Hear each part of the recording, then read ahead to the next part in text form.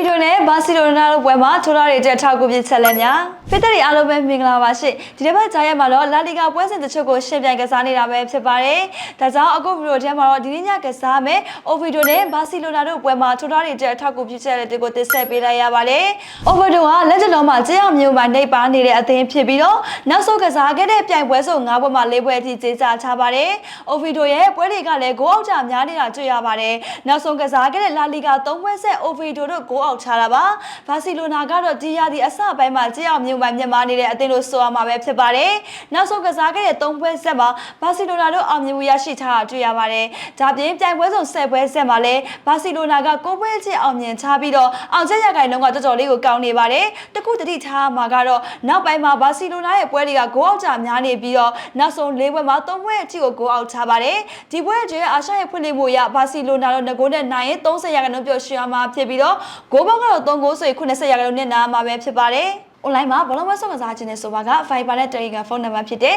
39996969လေးကိုရင်ကြဆက်သွယ်ပြီးအကောင့်လာဖွင့်လို့ရပါတယ်။ဖုန်းနံပါတ်လေးကတော့39996969ဖြစ်ပြီးတော့မြန်မာငွေနဲ့မကထိုင်းမငွေနဲ့လောက်ဆော့ကစားလို့ရပါတယ်။ဆက်သွယ်ရမယ့်ဖုန်းနံပါတ်ကိုလည်းကိုမမချထားပေးပါအောင်ရှင်။